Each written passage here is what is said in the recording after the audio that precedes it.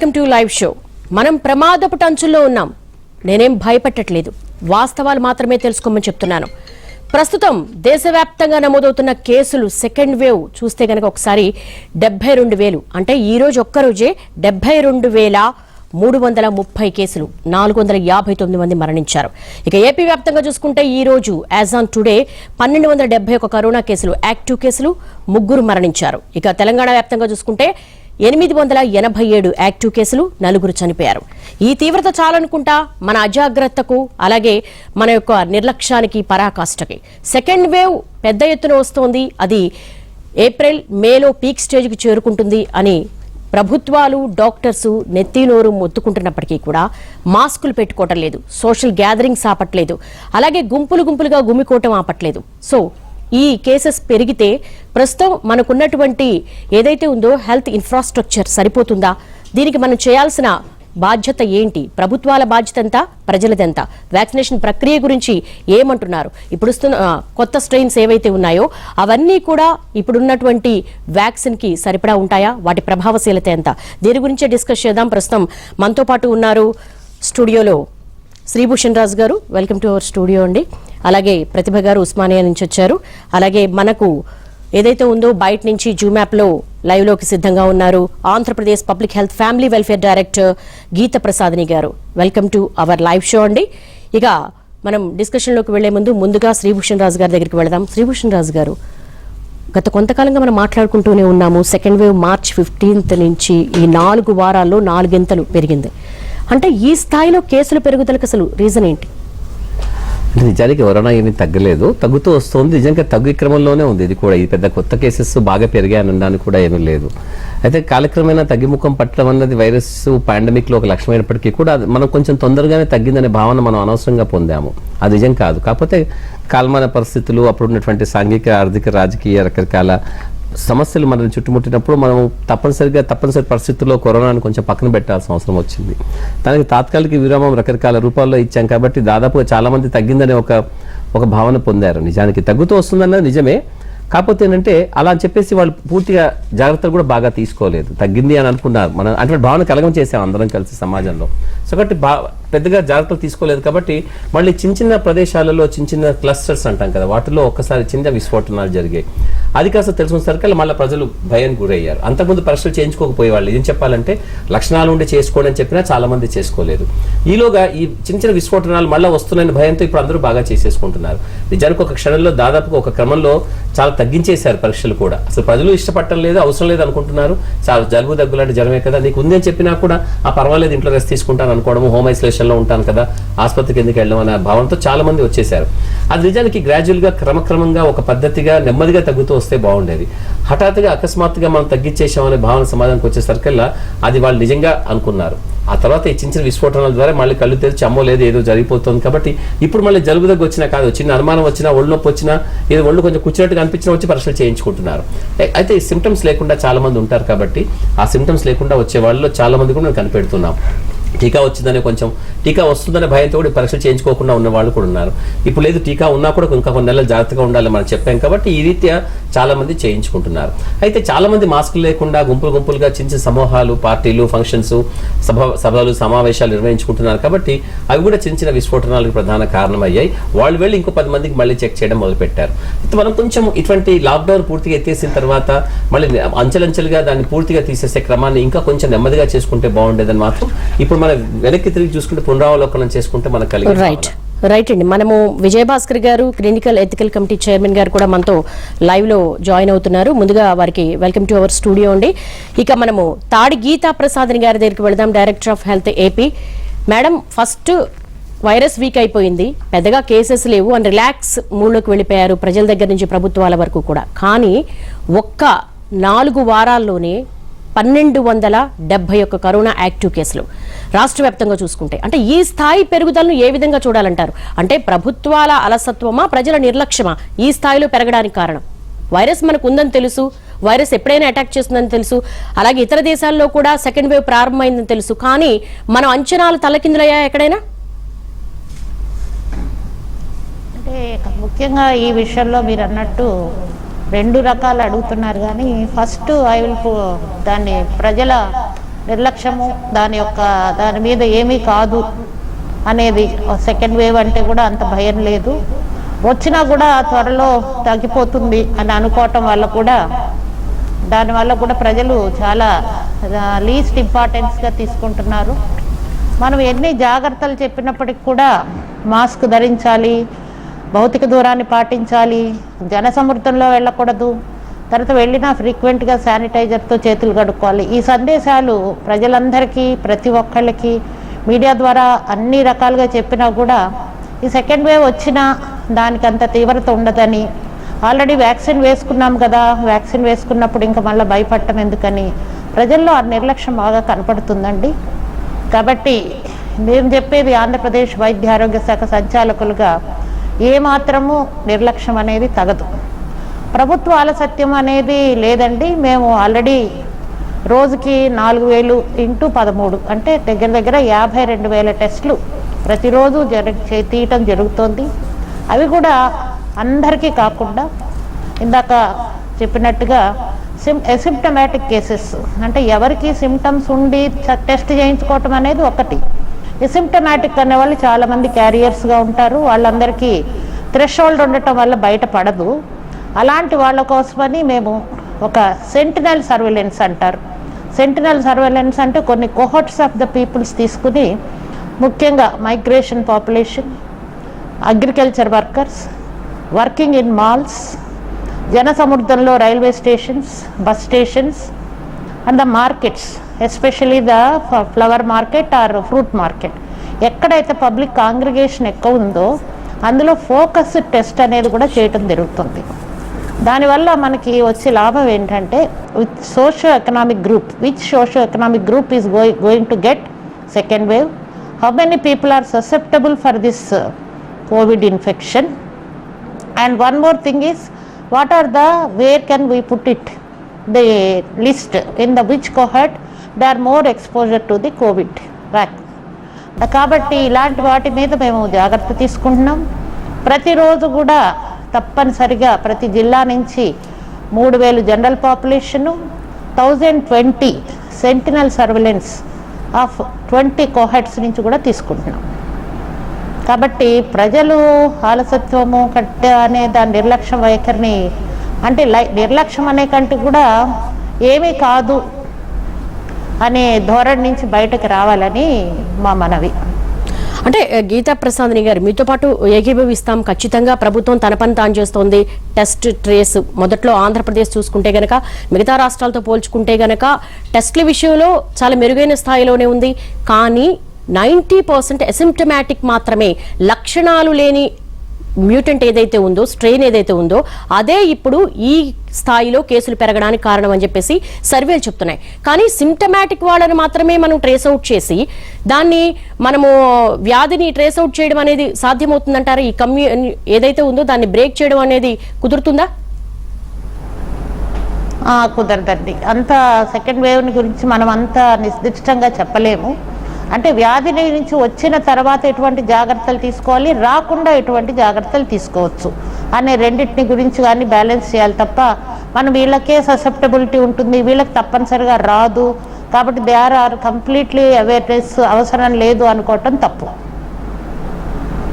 అలాగే దేశవ్యాప్తంగా చూసుకుంటే యాజ్ ఆన్ టుడే 72,330 యాక్టివ్ కేసులు, 459 మంది డెత్ రేట్ కనిపిస్తూ ఉంది. అంటే 4 వారాల వ్యవధిలోనే ఈ స్థాయిలో, గత సంవత్సరం చూసుకుంటే లాక్డౌన్ పీరియడ్లోనే దాదాపు 50 మంది చనిపోయారు, 550 మంది ఉన్నారు మనం లాక్డౌన్ వేసుకునే టైంలోనే. కానీ ఏప్రిల్ 1st వచ్చేసరికి ఈ స్థాయిలో పెరిగిందంటే ఎంత ఫాస్ట్గా ఈ వైరస్ స్ప్రెడ్ అవుతుంది. దీన్ని ఏమైనా ట్రేస్ అవుట్ చేశారండి? ఈ కొత్త స్ట్రెయిన్ యొక్క లక్షణాలు ఏ విధంగా ఉంటాయి? గత వైరస్ కి, అంటే గత సంవత్సరం వచ్చినటువంటి ఏదైతే ఉందో కోవిడ్-19కి ఇప్పుడు వస్తున్న స్ట్రెయిన్స్ కి మధ్య డిఫరెన్స్ ఏంటి? ఉన్న తెలుగు రాష్ట్రాల్లో కొత్త మ్యూటెంట్ అనేది వైరల్ అవుతోంది, అదే ఎక్కువ స్ప్రెడ్ అవ్వడానికి కారణం అంటున్నారు. ఇందులో వాస్తవాలు ఉన్నాయా? ఇందులో లేదండి. ఇంతవరకు ఆ రకంగా సెకండ్ వేవ్ కారణమైన స్ట్రెయిన్ అనేది సపరేట్గా ఏమీ గుర్తించలేదు. ఈ మధ్య మీరు అన్నట్టు యూకే స్ట్రెయిన్ అని వేరే దేశాల నుంచి వచ్చిన వాళ్ళతో వస్తుందనేది కూడా మేము సిసిఎంబి ల్యాబ్కు కూడా కొన్ని శాంపిల్స్ పంపించి అక్కడ కూడా టెస్ట్ చేయడం జరిగింది. అక్కడి నుంచి పాజిటివ్ వచ్చిన వాళ్ళ దగ్గర నుంచి ప్రైమరీ కాంటాక్ట్స్, సెకండరీ కాంటాక్ట్స్ను కూడా ఒక్కొక్కరి దగ్గర నుంచి 4 తర్వాత 12 శాంపిల్స్ కూడా తీసి CCMB ల్యాబ్కి పంపించడం జరిగింది. అక్కడ కూడా దీని యొక్క దాఖలాలు అంటూ ఏమీ కనపడలేదు. తర్వాత లక్షణాలు అంటూ మీరు అడుగుతున్నారు, కానీ మొదటి వేవ్కి సెకండ్ వేవ్కి తేడా కనపడే లక్షణాలు కానీ ప్రాముఖ్యంగా ఈ లక్షణాలతో ఇలాగ ప్రజెంట్ అవుతుంది ఈ కేసు అనేది కూడా ఇంతవరకు ఎక్కడ బయటపడలేదండి. అంటే గీత గారు, CCMB నుంచి వచ్చిన రిపోర్ట్లో ఏముంది? ఈ స్ట్రెయిన్లో ఏమైనా న్యూ లక్షణాలు ఏమైనా ఉన్నాయా కొత్తగా, లేకపోతే ఇది ఫాస్ట్గా స్ప్రెడ్ అవుతుందనో, లేకపోతే ఇది సెకండ్ వేవ్ అని కన్ఫర్మ్ చేయడానికి ఏమైనా ఆ రిపోర్ట్లో ఆధారాలు ఉన్నాయా? లేదండి, ఏ రకంగానూ రిపోర్ట్స్లో ఆధారాలు లేవు. సో ఇప్పుడు మరి ఈ స్థాయిలో ఇంత స్ప్రెడ్ అయ్యి 72,000 లేకపోతే ఇది 1,00,000 కూడా అవ్వచ్చు. గత అక్టోబర్తో పోల్చుకుంటే హయ్యెస్ట్ కేసెస్ ఏప్రిల్ 1కే వచ్చాయి. అంటే ఇంకా రాబోయే 2 నెలల్లో కట్టడికి మార్గం ఏంటి? ఒకసారి ఈ పరిస్థితిని ఊహించుకుంటేనే అగైన్ డేంజరస్ సిచ్యువేషన్లకు వెళ్ళిపోతున్నామని భయం వేస్తోంది. మీరు అన్నది ఒక రకంగా నిజమండి. ఇప్పుడే 72,000 టచ్ అయ్యామంటే ఇంకా 1 మంత్ లోపల ఈజీగా మనం తొందరగానే ఇంకా త్వరితగతిన నెంబర్ విల్ బి రైజ్ అవుతుంది. ఇప్పుడున్న దాని ప్రకారం తీసుకోవాల్సిన జాగ్రత్తలు అనేవి చాలా important. And one more thing, as per the ఇప్పుడు ఉన్న పరిస్థితుల్లో vaccination will play a lot of vital role. Vaccination వల్ల అంటే ప్రజలని కరోనా బారి నుండి పడకుండా ఉండడానికి వ్యాక్సినేషన్ అనే ప్రక్రియ తీవ్రవంతం చేశారు. మీకు తెలిసినట్టుగా ఈరోజు గౌరవనీయులైన ముఖ్యమంత్రి గారి చేతిలో 45+ ఉన్న వాళ్ళకు కూడా ఈరోజు నుంచి వ్యాక్సినేషన్ ప్రతి గ్రామ సచివాలయంలో, వార్డు సచివాలయంలో కూడా అందుబాటులో ఉంచాము. ఈ వ్యాక్సినేషన్ గురించి ఉన్న అపోహలకి చాలామందికి IEC ద్వారా అయితేనేమి దాని ద్వారా అపోహలు తొలగించి వ్యాక్సిన్ వేసుకోవటం వల్ల వచ్చే లాభాల గురించి ఎక్కువగా చెప్తూ ప్రతి ఒక్క బెనిఫిషరీ కూడా ఈ వ్యాక్సిన్ వేసుకుని సకాలంలో దానికి వెంటనే స్పందిస్తే ఒక రకంగా ఈ వ్యాధిని అరికట్టవచ్చు. తర్వాత అందరూ చెప్తున్నట్టుగా 3 మెసేజెస్ అనేది గవర్నమెంట్ ఆఫ్ ఆంధ్రప్రదేశ్ ఆల్రెడీ మేము 3 మెసేజ్ రూపంలో లాస్ట్ 15 డేస్గా ఒక స్పెషల్ డ్రైవ్ కండక్ట్ చేస్తున్నాము మెడికల్ అండ్ హెల్త్ డిపార్ట్మెంట్ పరంగా. దాని ప్రకారంగా mask compulsory, mask even if you vaccinated, mask ధరించటం, భౌతిక దూరాన్ని పాటించటం, శానిటైజర్స్ వల్ల ఫ్రీక్వెంట్గా చేతులు శుభ్రం చేసుకోవటం, జన సామృద్రం అంటే పబ్లిక్ కాంగ్రిగేషన్ని వీలైనంత వరకు అవాయిడ్ చేయటం. కాబట్టి వ్యాక్సిన్ గురించి ఒక విషయము, తర్వాత తీసుకోవాల్సిన జాగ్రత్తలు, వీటి గురించి విస్తృతంగా ప్రచారం చేస్తూ ఆ రకంగా మీరు అన్నట్టు త్వరిత బారిలో భారీగా ఈ కేసులు పెరుగుతున్న నేపథ్యంలో ముఖ్యంగా ఇలాంటి సందేశాలన్నీ మీడియాల ద్వారా కూడా అందించాలనేది మా ఆలోచన. రైట్ గీత గారు, I will come back to you. Vijayabhaskar గారితో మాట్లాడాక మళ్ళీ మీ దగ్గరికి వద్దాం. అసలు వ్యాక్సిన్ ఎఫికసీ ఏంటి, మాస్క్ పెట్టుకుంటే కొంతవరకు నియంత్రించవచ్చా, లాక్డౌన్ పీరియడ్లోనే ఇబ్బడిగా కేసులు పెరిగిపోయాయి, ఇప్పుడు ఏ విధంగా నియంత్రించగలం, దీని గురించి మాట్లాడదాం. విజయభాస్కర్ గారు క్లినికల్ ఎథికల్ కమిటీ చైర్మన్గా ఉన్నారు. సో ఇప్పటికే చాలా సర్వేలు చేశారు, చాలా రీసెర్చ్ చేశారు.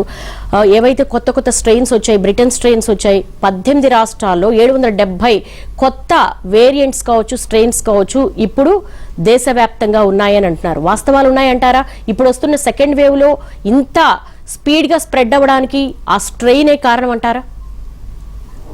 ఓవరాల్ గా SARS-CoV-2 ఏదైతుందో అదే వైరస్ మనకు ప్రివలెంట్ గా ఉందండి. Mostly Mumbai and Maharashtra, MP, Punjab, Kerala కొన్ని ప్లేసెస్ లో కొన్ని వేరియస్ డబ్లింగ్ వేరియంట్స్ కానీ, లేకపోతే ఇతరత్ర కెంట్ వేరియంట్ కానీ, సౌత్ ఆఫ్రికన్ వేరియంట్ కానీ, నైజీరియన్ వేరియంట్ కానీ, లేకపోతే బ్రెజిల్ వేరియంట్ కానీ కొంత మేరకు చూస్తున్నా కానీ అది ఎక్కువ శాతం కనబడటం లేదు. ఓవరాల్ గా మనకు SARS-CoV-2 అనే COVID-19 వైరస్ ఎక్కువగా ప్రివలెంట్ గా ఉంది. మనం లాస్ట్ ఇయర్ డిసెంబర్ 31 తర్వాత మనం మార్చ్ లో ఎప్పుడైతే 4 నుంచి 5,000 కేసులు రికార్డ్ చేయడం జరిగింది, ఇవాళ అదే 71,000 71,000 వరకు మనం రికార్డ్ అవుతుంది. ఇది తప్పకుండా భయాందోళన చేస్తుంది. ఎందుకంటే లాస్ట్ ఇయర్ సెప్టెంబర్ వరకు మనం 110,000 వరకు చేరువలో ఉండింటివి. అదే ఈ సెప్టెంబర్ లో ఈ లెక్క ప్రకారం చూస్తే మనం 4-5 లక్షలకు మించిపోయే ప్రమాదం ఉంటుంది. ఈ వేరియంట్, ఈ ఇన్ఫెక్షన్ రావడానికి సెకండరీ ఇన్ఫెక్షన్ అనుకోండి, ఇది రావడానికి ముఖ్య కారణము మానవ తప్పిదమేనండి. మానవుడు ఇంకా భయం భక్తి అంటూ లేదు, వాడికి దేవుని మీద ఉన్నంత భయము భక్తి కరోనా అంటే భయం లేదు. కనబడని దేవుని మీద కన్నా కనబడే కరోనా వైరస్ రోజు ఇంత మేరకు ఇన్ఫెక్షన్ రేట్ పెరిగి ఇన్ని హాస్పిటలైజ్ అయ్యి ఇంత ఆర్థికంగా, మానసికంగా, శారీరకంగా ఒక 1 year దెబ్బతిన్నా కూడా ఇప్పటికీ భయం లేదండి.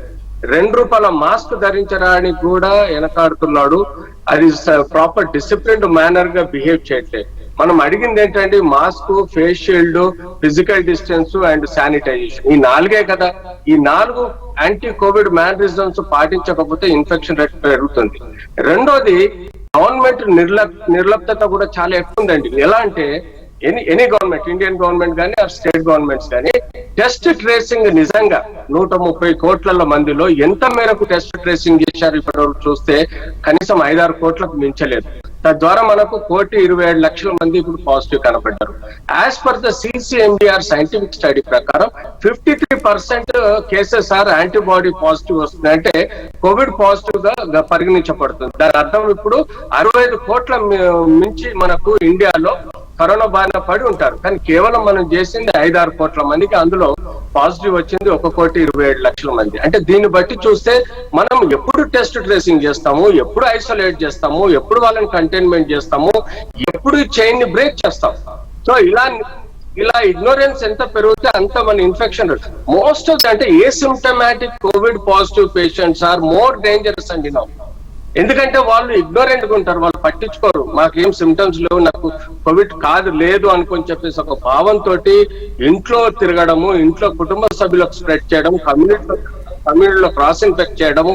ఈ మధ్య కాలంలో స్కూల్స్ ఓపెన్ చేయడం వలన పిల్లలకి ప్రాపర్ గా శానిటైజేషన్ చేయకపోవడము, మాస్క్ ధరించకపోవడము, పేరెంట్ రెస్పాన్సిబిలిటీ లేదు, ఇటు స్కూళ్లలో ఉండే మేనేజ్మెంట్ గానీ టీచర్స్ రెస్పాన్సిబిలిటీ లేక క్రాస్ ఇన్ఫెక్షన్ అయింది.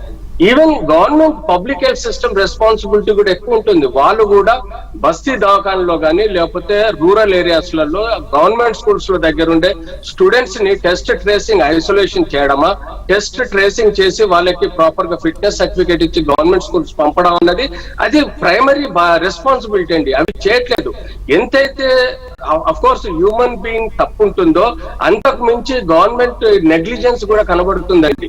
ఇందులో మనం అంటే కొన్ని states they are doing very good, కానీ కొన్ని స్టేట్స్ పేర్లు చెప్పడం నాకు అంతగా ఇది లేదు, బట్ కొన్ని states they are ignorant, they are not even doing basic test. So నేననేది ఏంటంటే ఇప్పుడు మనకు 3 మెథడాలజీ తోటి మనం చైన్ బ్రేక్ చేయొచ్చు, లేదంటే కరోనాను ఎరాడికేట్ చేయొచ్చు. 1 యాంటీ కోవిడ్ మేనరిజమ్స్ పాటించాలి, 2 కంప్లీట్ వ్యాక్సినేషన్ చేయాలి, 3 మనకు హర్డ్ ఇమ్యూనిటీ అనేది రావాలి. ఈ 3 పద్ధతుల్లో మనము వైరస్ ని ఎరాడికేట్ చేయొచ్చు, లేకపోతే చైన్ ని బ్రేక్ చేయొచ్చు. ఈ 3 పద్ధతుల్లో ఇటు హ్యూమన్ బీయింగ్ రెస్పాన్సిబిలిటీ తీసుకోవట్లేదు, అటు గవర్నమెంట్ రెస్పాన్సిబిలిటీ తీసుకోవట్లేదు. ఈ 2 పద్ధతులు ఇంకా ఎక్కువగా మనం టెస్ట్ ట్రేసింగ్ ఐసోలేషన్ చేస్తే గానీ మనం చైన్ బ్రేక్ చేయలేం. ఇప్పుడు ఈవెన్ చూడండి, మీకు తెలుగు రాష్ట్రాల్లో వ్యాక్సిన్ వేస్టేజ్ అవుతుంది. ఒక మల్టీ డోస్ వైల్ ఓపెన్ చేస్తే అది విత్-ఇన్ 4 hours లో మనము 10 members కి ఇవ్వకపోతే ఆ వైల్ వేస్ట్ అవుతుంది. తద్వారా మనకు 17% వ్యాక్సిన్ వేస్ట్ అయినట్టుగా భావించడం. దీన్ని బట్టి అర్థం ఏంది, గవర్నమెంట్ ప్రమోట్ చేయట్లేదా, లేకపోతే పబ్లిక్ భయాందోళనలో ఉన్నారా, లేకపోతే పబ్లిక్ ఇగ్నోరెంట్ గా ఉన్నారా అంటే ఇవన్నీ మనం ఏంటంటే again public health system responsibility. Public health system ఏం చేయాలి, ప్రమోట్ చేయాలి. వ్యాక్సిన్ వేసుకుంటే ఎలాంటి ఇబ్బంది లేదు, చిన్న సైడ్ ఎఫెక్ట్ తప్ప మేజర్ ఇష్యూస్ లేవు. ఏదో 1,40,70,00,000 ఇచ్చిన వ్యాక్సిన్ లో కేవలం 1-2, అది కూడా వ్యాక్సిన్ తో చనిపోయారో లేదో తెలియదు, కానీ దాని ప్రచారం ఎక్కువ సోషల్ మీడియా చేస్తుంది. రైట్, విజయభాస్కర్ గారు ఎగ్జాక్ట్లీ అండి మీరు చెప్పింది. గీత ప్రసాద్ గారు దీని మీద ఏమైనా చెప్తారా? అంటే 130 కోట్ల మందిలో దాదాపు ఆయన చెప్తున్న స్టాటిస్టిక్స్ ప్రకారం చూసుకుంటే 5 కోట్ల మందికి మాత్రమే ఈ 3T ఫార్ములా అనేది ఇంప్లిమెంట్ చేశారు. 65 కోట్ల మందికి దాదాపు వచ్చి వెళ్లిపోయింది. తాజా సర్వే ప్రకారం 90% మంది అసిమ్టమాటిక్ పేషెంట్స్ ఉన్నారు. సో ఇప్పుడు చూసుకుంటే లాస్ట్ సెప్టెంబర్, అక్టోబర్తో పోల్చుకుంటే హైయెస్ట్ కేసెస్ ఇప్పుడే స్టార్టింగ్ లోనే ప్రారంభమయ్యాయి. మనం డేంజర్ జోన్ లోకి వెళ్ళట్లేదా?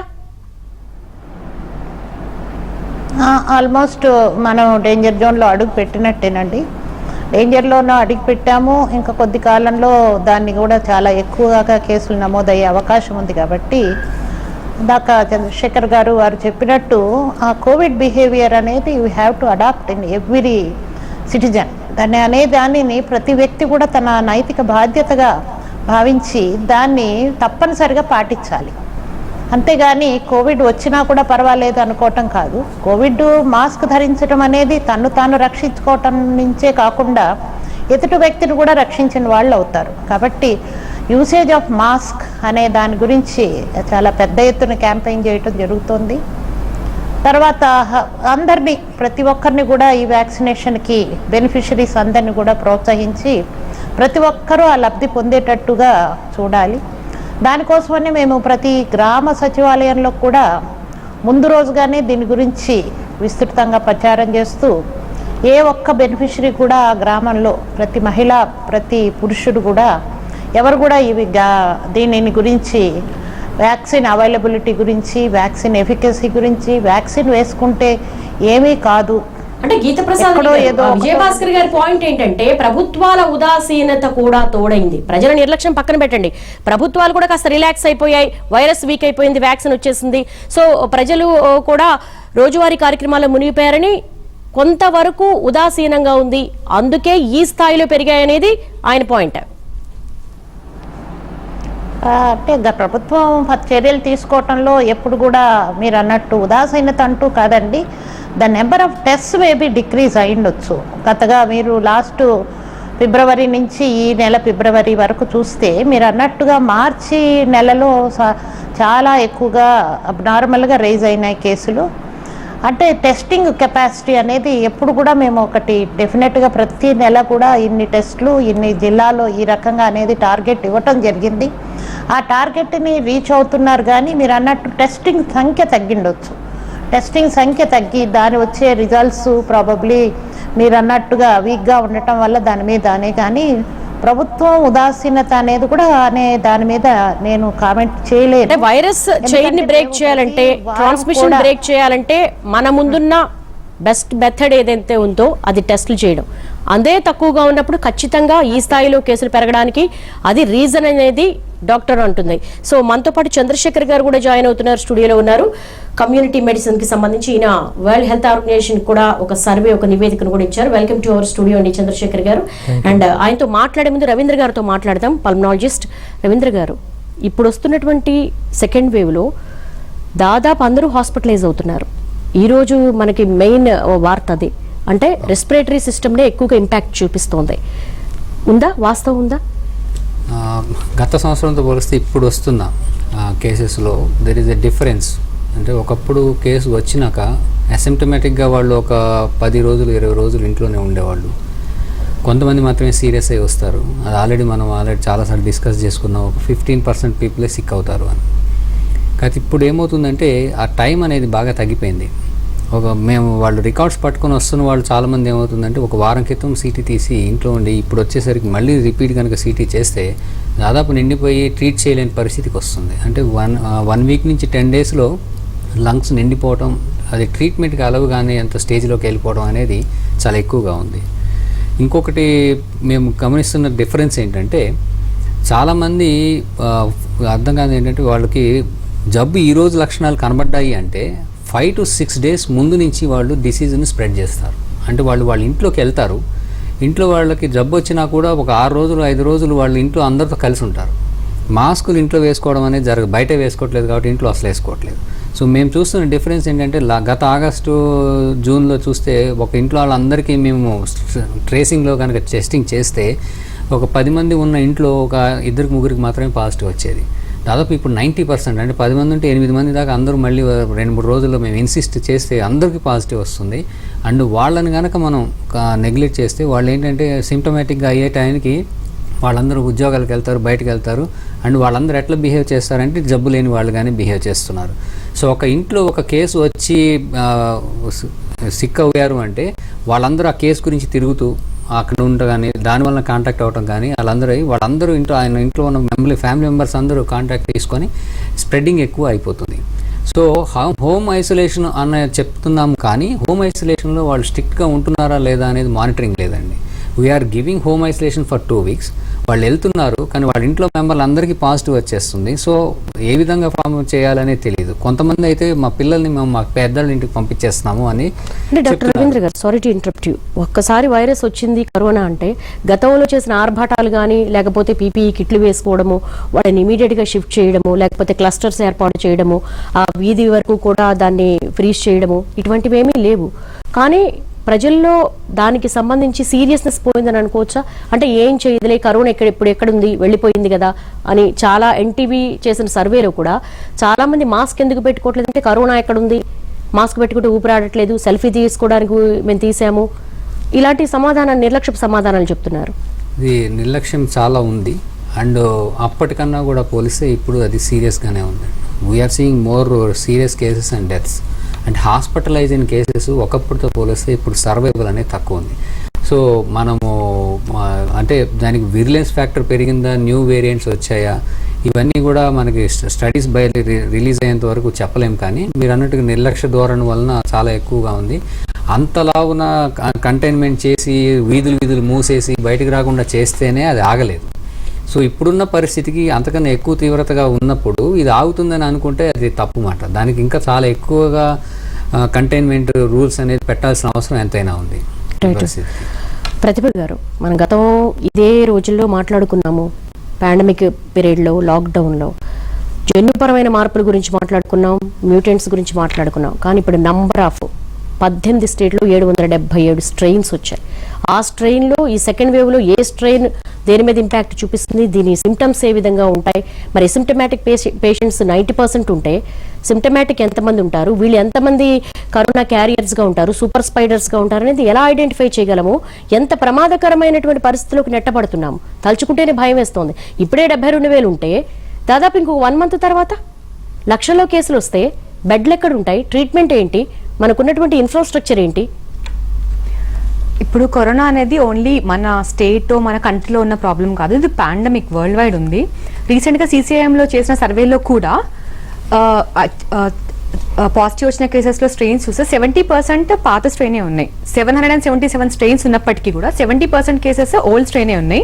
మిగతావి మాత్రమే ఈ బ్రిటిష్ స్ట్రెయిన్, కొత్త రీసెంట్ బ్రిటన్ స్ట్రెయిన్. సో ఇప్పుడు ఈ కొత్త స్ట్రెయిన్లో ఏంటి అని అంటే ట్రాన్స్మిషన్ చాలా ఎక్కువ ఉందండి, కానీ సివియారిటీ ఆఫ్ ఇన్ఫెక్షన్ చాలా తక్కువ ఉంది.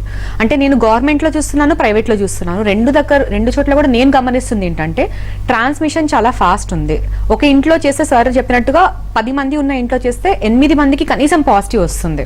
మిగతా 2 కూడా నెగిటివ్ వచ్చినా మనం పాజిటివ్ లాగానే ఫీల్ అవ్వాలి ఇంకా. కానీ సివియర్ ఇన్ఫెక్షన్ కి వెళ్తున్న వాళ్ళ సంఖ్య అయితే నేను గమనించినంత అయితే ముందు కన్నా చాలా తక్కువ ఉంది.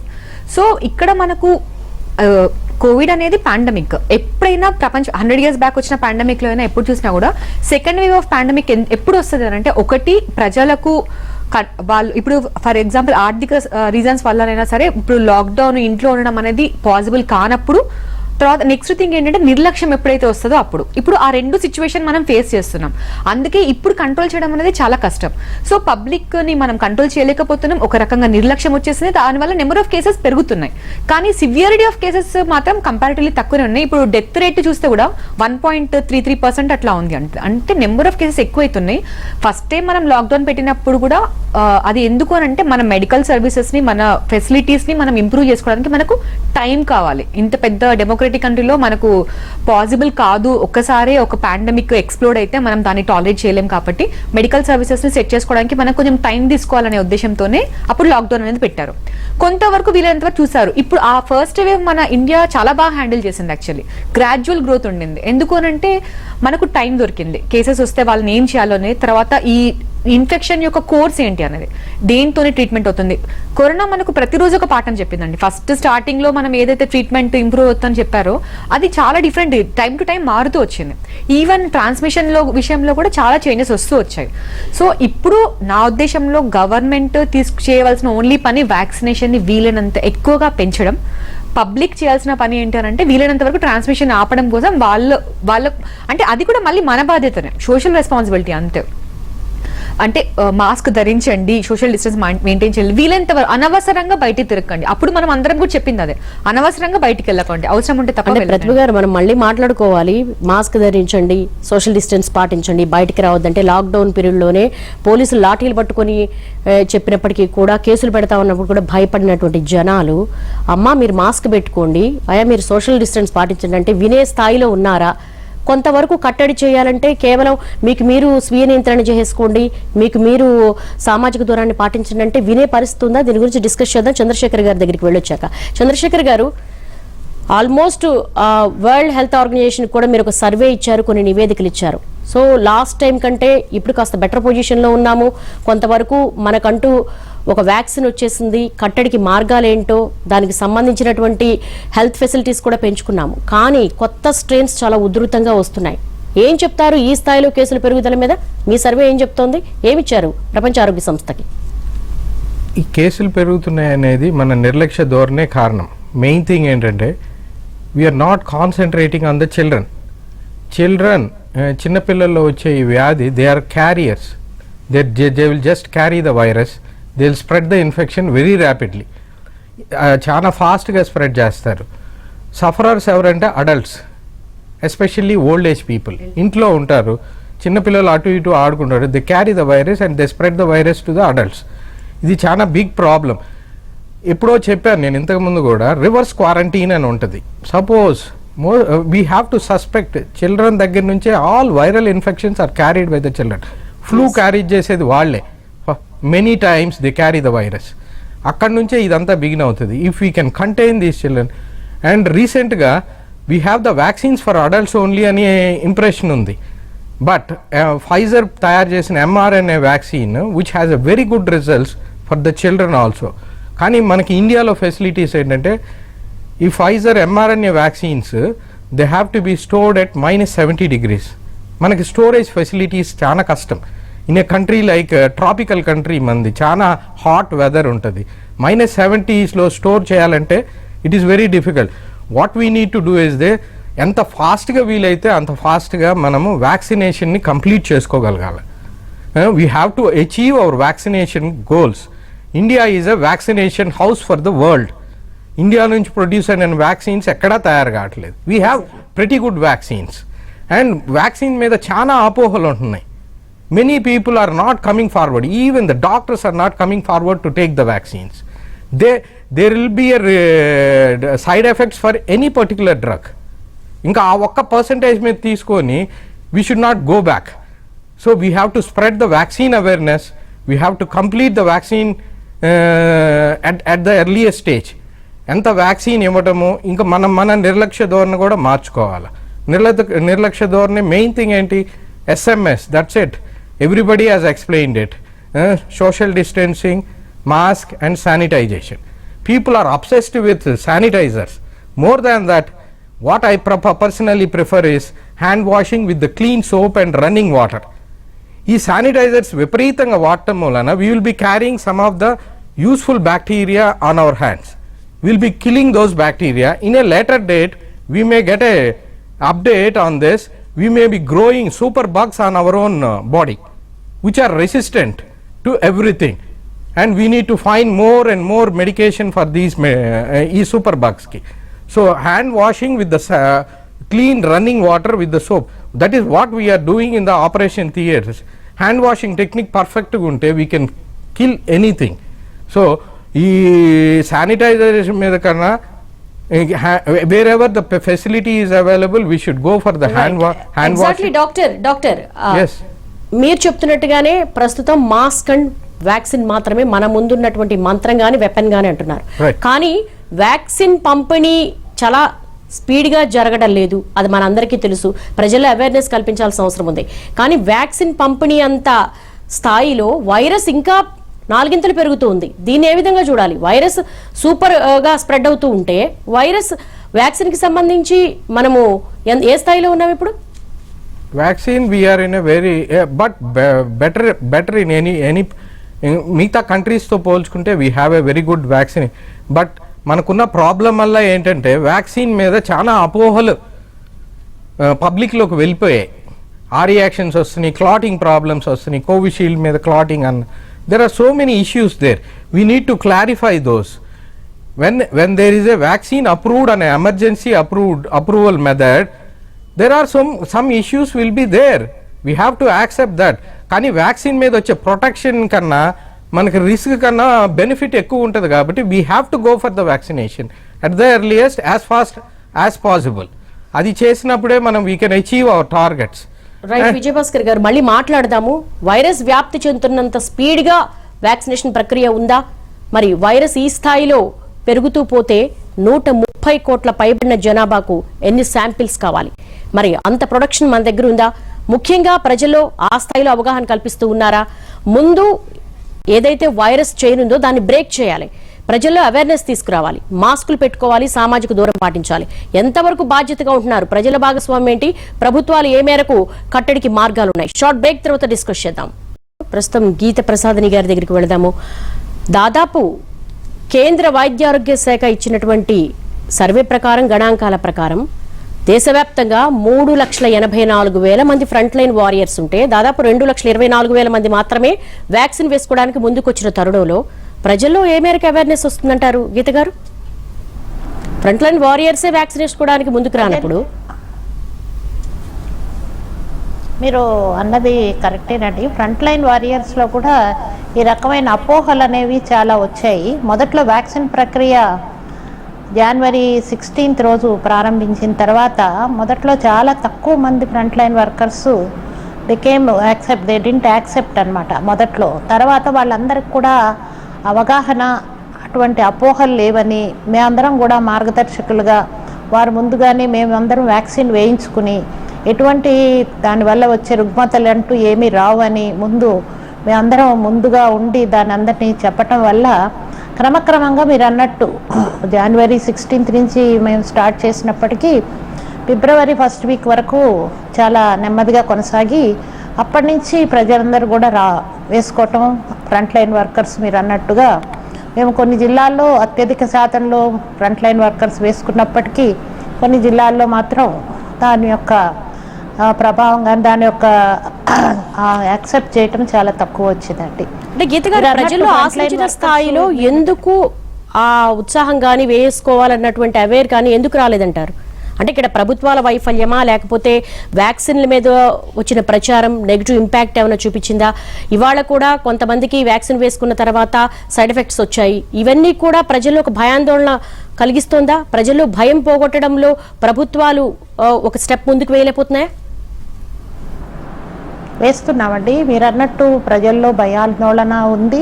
తర్వాత వ్యాక్సిన్ గురించి వచ్చిన వాటి మీద అపోహలు ఎక్కువ ఉన్నాయి. అంటే 1% ఆఫ్ ది AEFI అంటారు, అంటే అడ్వర్స్ ఎఫెక్ట్స్ ఫాలోయింగ్ ఇమ్యునైజేషన్, దాని మీద కూడా మీరు అన్నట్టుగా చాలామందికి చాలా అపోహలు ఉండి వేసుకున్న తర్వాత కొంతమందికి తల తిరగటం, అలాంటి చిన్న చిన్నవి కూడా మైనర్ AEFI ఈవెంట్స్ను కూడా వాళ్ళు చాలా భయంకరంగా ఊహించుకుని దానివల్ల పర్యవసానం ఏ రకంగా ఉంటుందో అనే భయాందోళనకు కూడా గురి అవ్వటం జరిగింది.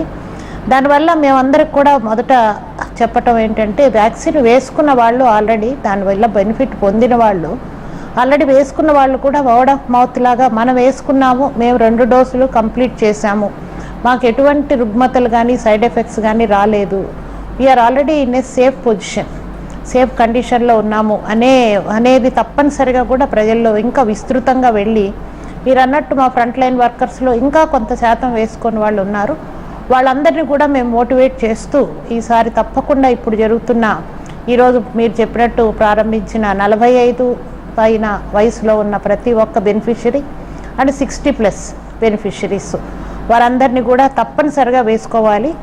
తర్వాత డాక్టర్ గారు చెప్పినట్టు పిల్లలు క్యారియర్స్గా ఉన్నారు, వారికి తెలియకుండానే పెద్దవాళ్ళందరూ కూడా పాజిటివ్ కాంటాక్ట్స్గా కొన్ని రోజుల తర్వాత వాళ్ళు పాజిటివ్ అవుతారు. కాబట్టి ప్రతి ఒక్కళ్ళు కూడా ఈ బెనిఫిషరీస్ ఎవరైతే ఈ వ్యాక్సిన్ వేసుకోవడానికి గవర్నమెంట్ ఆఫ్ ఆంధ్రప్రదేశ్, తర్వాత ministry of health and family welfare వాళ్ళు ఇచ్చిన నిర్దేశం ప్రకారం తప్పనిసరిగా అందరూ వ్యాక్సిన్ వేయించుకోవాలి.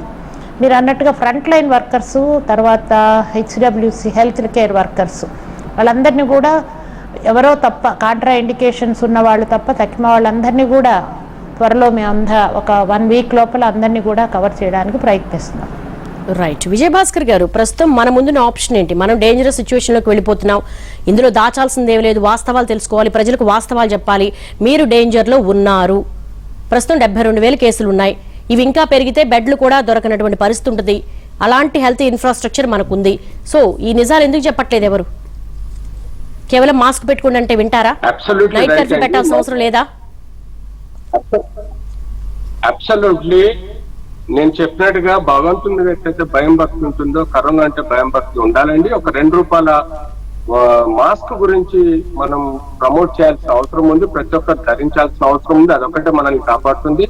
ఆ తర్వాత వచ్చేసి మనం వ్యాక్సిన్ వేసుకోవడం, మూడోది హర్డ్ ఇమ్యూనిటీ. ఈ 3 ద్వారానే మనం చైన్ బ్రేక్. మోర్ ఓవర్ ఈ వ్యాక్సిన్ అనేది ఒక అపోహ ఉంది. ఆ మధ్య కాలంలో నార్వేలో కోవిషీల్డ్ అయిన ఆస్ట్రాజెనకా వలన 26 మంది చనిపోయారని, మొన్న డైక్లోఫెనాక్ ఇంజెక్షన్ తీసుకుంటే వ్యాక్సిన్ తర్వాత చనిపోయారని, అట్లాగే కోవిడ్ వ్యాక్సిన్ వేసుకున్న తర్వాత కూడా కోవిడ్ పాజిటివ్ అవుతున్నారని సోషల్ మీడియాలో చిట్కేదంటుంటే కొండంత ప్రచారం చేయటం వల్ల కూడా ఈవెన్ హెల్త్ వర్కర్స్ కూడా భయపడడం. నాకు ఎంతో మంది హెల్త్ వర్కర్స్ ఫోన్ చేస్తూ ఉంటారు, సార్ మరి వ్యాక్సిన్ వేసుకోవాలా వద్దా, వ్యాక్సిన్ వేసుకుంటే పెయిన్ కిల్లర్స్ వాడదు. మేము చెప్పేది ఏంటంటే వ్యాక్సిన్ వల్ల చిన్న చిన్న సైడ్ ఎఫెక్ట్స్ మనం చిన్నప్పటి నుంచి టీకాలు తీసుకున్నప్పుడు కూడా సైడ్ ఎఫెక్ట్స్ వచ్చినాయి, ఇప్పుడు రాలేదని కాదు. అంతే తప్ప మేజర్ గా డెత్ బికాస్ ఆఫ్ వ్యాక్సిన్ అనేది ఇంతవరకు సైంటిఫిక్ గా ప్రూవ్ కాలేదు. ఏదైతే పెయిన్ కిల్లర్ ఇంజెక్షన్ తోటి కర్ణాటకలో ఒకరు చనిపోయారో అతనికి డైక్లోఫెనాక్ రియాక్షన్ వచ్చింది తప్ప వ్యాక్సిన్ వల్ల కాదనేది ప్రజలకు చెప్పాల్సిన అవసరం ఉంది. నార్వేలో కూడా old age people are died also, that different causes వల్ల డెత్ అయినట్టుగా scientific proved. It is not because of the vaccine. So ఈ విషయాలు ఈవెన్ హెల్త్ వర్కర్స్ కూడా తెలియకుండా భయభ్రాంతులు లోనవుతున్నారు. మోర్ ఓవర్ వాళ్ళు ఏమనుకుంటున్నారంటే, నాకు మొన్న వైరస్ వచ్చిపోయింది, నాకు సమృద్ధిగా యాంటీబాడీస్ ఉంటాయి, నేను ఎందుకు వ్యాక్సిన్ వేసుకోవాలి, నేను వ్యాక్సిన్ వేసుకుంటే ఏదైనా రియాక్షన్ వస్తే నాకు ప్రమాదమేమో, ఎందుకు లేని ఫోన్ వేసుకోవాలన్న నెగిటివ్ ఆలోచన హెల్త్ వర్కర్ లో ఉంది. యాంటీబాడీస్ మొన్న వచ్చిన యాంటీబాడీస్ మీకు ఇప్పుడున్న వైరస్ నుంచి కాపాడుతుంది. కానీ వ్యాక్సిన్ వేసుకుంటే మీకు ఆ అడాప్టివ్ టెక్నాలజీ ద్వారా బాడీలో డ్రగ్ వచ్చినప్పుడు it produces the B cells and T cells. B cells ఇప్పుడు ఒక ర్యాపిడ్ యాక్షన్ ఫోర్స్ లాగా ఇప్పుడు ఇమీడియట్లీ ఉన్న యాంటీజెన్ యొక్క వైరస్ యొక్క యాంటీజెన్ నాశనం చేస్తుంది. ఫ్యూచర్ లో 6 నెలలు 9 నెలల తర్వాత మీకు మరొకసారి కరోనా వైరస్ సోకినప్పుడు అప్పుడు టీ సెల్స్ ద్వారా మీకు కెమికల్ సిగ్నల్స్, మెమరైజ్ సెల్స్ ద్వారా మీకు కెమికల్ సిగ్నల్స్ ద్వారా కొత్త యాంటీబాడీస్ ప్రొడ్యూస్ చేసి ఫ్యూచర్ లో వచ్చే వైరస్ ని కూడా నాశనం చేస్తుందని మనం తెలియజెప్పాలి పబ్లిక్. వ్యాక్సిన్ యొక్క ఇంపార్టెన్స్ అదండి. ఇప్పుడు కనీసం ఒక 1 year వరకు మన ప్రొటెక్షన్ వస్తుంది. తద్వారా మనకు టీ సెల్స్, బి సెల్స్ ప్రాముఖ్యత గురించి ప్రజలకు చెప్పాల్సిన అవసరం ఉంది. రైట్ అండి. చంద్రశేఖర్ గారు, మీ దగ్గరకు వస్తున్నాను. ఒక ½ minute లో బ్రీఫ్ గా చెప్పండి, కట్టడికి మన ముందున్న ఆప్షన్స్ ఏంటి, మనం చేయాల్సిన స్టెప్స్ ఏంటి? కట్టడికి ఏంటంటే మెయిన్ గా children are the reservoir of the infection. They are the super spreaders. We have to identify the children, test, trace, treat and isolate them. దాంతో చాలా వరకు we can contain the disease. Other thing is, second thing is, now mRNA vaccines are being approved by US government for children. It was a recent study which will come also. And what we are following is Covishield. Only adults ke istunam. When the Covishield was released, Andrew Pollard, who made this vaccine, who is the inventor of this vaccine, in the January itself he has told the first dose and second dose there should be a gap of 12 weeks, 8 to 12 weeks. Our government did not realize, just now they have realized and they made it to 8 weeks now. 8 weeks gap unte maki baga immunity vastadi. Immunity vaste it will be a long lasting immunity. Most of these flu vaccine వేసుకున్న వాళ్ళకి first dose కి second dose కి మధ్యలో కూడా virus attack అయిన సందర్భాలు ఉన్నాయి, cases ఉన్నాయి. ఎస్, నెక్స్ట్ రవీంద్ర గారు బ్రీఫ్ గా చెప్పండి. ప్రస్తుతం పొజిషన్ ఈ విధంగా ఉంది. నెక్స్ట్ మంత్ కి వచ్చేసరికి బెడ్లు కూడా దొరకని సిచ్యువేషన్. ఊహించుకుంటేనే చాలా డేంజర్. మీడియా వాళ్ళు భయపడుతున్నారంటారు, కానీ వాస్తవాలు మాత్రమే చెప్తాం మనం. ఏంటి ప్రజెంట్ సిచ్యువేషన్? ప్రజెంట్ సిచ్యువేషన్ ఇంకా పెరిగే ఛాన్స్ ఉంది. హాస్పిటల్లో బెడ్స్ దొరకకపోవడము అనేది ఇటలీలో చూసాం, అది మనం ఇండియాలో కూడా చూడకూడదు. అంటే ఆల్రెడీ మహారాష్ట్రలో 80% బెడ్లు ప్రైవేట్ పబ్లిక్లో ఉన్నవన్నీ కోవిడ్కి డెడికేట్ చేయాలని వాళ్ళు గవర్నమెంటే అనౌన్స్ చేసింది. అంటే 80% బెడ్స్ అంటే అది 100% దాటిపోయి అసలు దొరకని పరిస్థితి రావడానికి ఇంకో నెల కూడా పట్టకపోవచ్చు.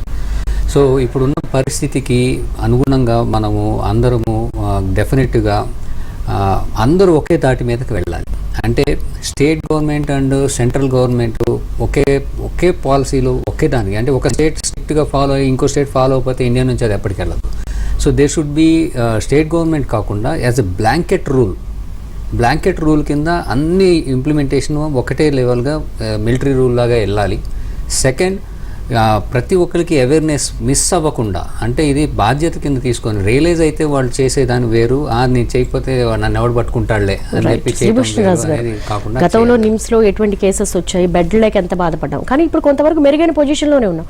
కానీ వ్యాక్సిన్ వేసుకున్నా కూడా కేసెస్ పెరుగుతున్న సందర్భం ఉంది, పాజిటివ్ వచ్చిన కేసెస్ కూడా ఉన్నాయి, కొంతమంది చనిపోయిన సందర్భం కూడా ఉన్నాయి. ఇప్పుడు మన ముందున్నటువంటి ఆప్షన్ ఏంటి? Half minute. వ్యాక్సిన్ వేసుకుంటే మాత్రం వెంటనే ప్రొటెక్షన్ కాదు. అసలు యాక్చువల్లీ అదిగో వ్యాక్సిన్ అనగా ఇక్కడ మీకు బాగైపోయాం అనుకుని తిరిగిన వాళ్ళు కూడా ఉన్నారు. అది కాదు, టీకా తీసుకున్నా కొన్ని నెలలు పడుతుంది వాళ్ళకి సరైన మొత్తాదులో పరిస్థితుల్లో యాంటీబాడీస్ రావడానికి. అప్పటిదాకా క్షేమదాయకంగా ఉండాలి. కొన్ని సందర్భాల్లో ఇంక్యుబేషన్ పీరియడ్ ఆఫ్ వైరస్ చాలా ఎక్కువ రోజులు ఉంటుంది. కాబట్టి నిన్న మొన్న టీకా తీసుకుని 15 రోజులు అయింది, కానీ incubation period of the virus 30 రోజులు కూడా ఉంటుంది. సో వాళ్ళకి అప్పటికి వైరస్ వచ్చి ఉంటుంది, టీకా తీసుకున్నారు, కానీ ఆ వైరస్ వాళ్ళ వ్యాధి లక్షణాల రూపంలో రావడానికి కొంచెం టైం పడుతుంది. సో దాన్ని వాళ్ళు పొరపాటున అనుకుంటున్నారు. కొంతమంది 2 డోసులు తీసుకున్న తర్వాత కూడా వచ్చింది, అది వేరే విషయం. టీకా తీసుకున్న మాత్రం వైరస్ వచ్చి మనుషులు ఉండకూడదని కాదు, అది వచ్చిన తర్వాత కూడా దాని వ్యాధి లక్షణాలు తీవ్రత చావుకు తగ్గించడానికి మనం టీకా తీసుకుంటాం. ప్రతి టీకా యాంటీబాడీస్ ఎన్ని తయారు చేయాలో మన ఆరోగ్య నేపథ్యాన్ని పట్టి ఉంటుంది. కాబట్టి మళ్ళీ మన వ్యక్తిగతంగా ఎవరికి వాళ్ళు బాగుండడం అనేది చూసుకోవాలి. రైట్. ప్రతిభ గారు, మాస్క్ పెట్టుకోవడం, సామాజిక దూరం పాడడం, ప్రజల భాగస్వామ్యం ఎంత? ప్రభుత్వాలు చేస్తున్నాయి, ప్రజలెంత అప్రమత్తంగా ఉండాలి? వాళ్ళలో భయం అనేది లేకుండా ఎందుకు ఉన్నారు? ప్రజల్లో భయం కలిగించాల్సిన బాధ్యత ప్రభుత్వాన్ని, మీడియాది, అందరిది ఉంది. ఇంకొకటి ఏంటంటే వ్యాక్సిన్ అసలు తీసుకునే వాళ్ళలో 2.7% పీపుల్కి కోవిడ్ వస్తుంటే హాఫ్ అంటే పార్షియల్లీ ఇమ్యూనైజ్డ్ వాళ్ళలో 1.7% వస్తుంది. కంప్లీట్లీ ఇమ్యూనైజ్డ్ వాళ్ళలో స్టడీస్ ప్రకారం అయితే 0.07% ఉంది. కాబట్టి incidence of infection in totally vaccinated people చాలా తక్కువనే ఉంది. కానీ లేదు అని కాదు, ఉంది, కానీ తక్కువ ఉంది. ఇంకొకటి ఏంటంటే సివియారిటీ ఆఫ్ ఇన్ఫెక్షన్ మాత్రం తగ్గుతుంది. ఇన్ఫెక్షన్ రాదు అని కాదు. ఇప్పుడు BCG వ్యాక్సిన్ తీసుకున్న వాళ్ళలో టీబీ రాదు అని కాదు, కానీ సివియర్ టీబీ అయితే రాదు. అట్లాగే కోవిడ్ వ్యాక్సిన్ తీసుకోగానే మనం సేఫ్ అని అనుకోవడం ఖచ్చితంగా తప్పు. వ్యాక్సిన్ తీసుకున్నా జాగ్రత్తలు తీసుకోవాలి. కోవిడ్ మనకు డైలీ ఒక పాఠం నేర్పిస్తుంది. కొత్త స్ట్రెయిన్ రావచ్చు, మళ్ళీ ఇన్ఫెక్ట్ అవ్వచ్చు. కాబట్టి ఇవన్నీ మనకు న్యూ నార్మల్స్ అయిపోయినాయి అంతే. మాస్క్ ఇంతకుముందు ఎప్పుడు పెట్టుకునే వాళ్ళం కూడా మాస్క్ పెట్టుకుంటున్నాము, రెగ్యులర్గా శానిటైజర్ యూజ్ చేయడము, కుదిరినప్పుడల్లా హ్యాండ్ వాష్ చేసుకోవడము, అట్లీస్ట్ ఫేస్ హ్యాండ్స్ తో టచ్ చేయకుండా ఉండడము, డిస్టెన్స్ మెయింటైన్ చేయడం అనేది మనకు అలవాటు అయిపోవాలంటే ప్రజలు ప్రతి ఒక్కరిలో ఆ బాధ్యత, ఆ సామాజిక బాధ్యత అనేది వాళ్ళ సోషల్ రెస్పాన్సిబిలిటీగా ఫీల్ అయితే కానీ మనం ఏం చేయాలి. థ్యాంక్ యూ ప్రతిభ గారు అండ్ శ్రీభూషణ్ రాజు గారు అండ్ రవీంద్ర గారు అండ్ గీతా ప్రసాదిని గారు లైవ్ లోకి వచ్చి మాకు చక్కటి విషయాలు చెప్పారు. అండ్ విజయ్ భాస్కర్ గారు అండ్ చంద్రశేఖరరావు గారు అందరూ కూడా లైవ్ లోకి వచ్చి చాలా వాల్యుబుల్ సజెషన్స్ అన్ని ఇచ్చారు. మనం డేంజర్ సిచ్యువేషన్లో ఉన్నాం, ఈ వాస్తవాన్ని అందరూ అంగీకరించాలి, అందరూ కూడా దాని పట్ల అవగాహన కలిగి ఉండాలి. ప్రభుత్వాలు తమ బాధ్యతగా చేయాల్సినవి చేస్తున్నాయి, వ్యాక్సిన్ అందుబాటులో ఉంది, కానీ మీరు మాస్క్ పెట్టుకోండి, సామాజిక దూరాన్ని పాటించండి, వీలైనంత వరకు కూడా పెళ్లిళ్ళు అలాగే ఇతర పార్టీల నుంచి దూరంగా ఉండండి, లిమిటెడ్ పీపుల్నే అలౌ చేయండి. ఎందుకోసమంటే వైరస్ చాలా ఫాస్ట్గా స్ప్రెడ్ అవుతుంది. ఇది నిజం, ఇది గుర్తుంచుకోండి. ఇది వాళ్ళ స్పెషల్ లైవ్ షో. నమస్తే.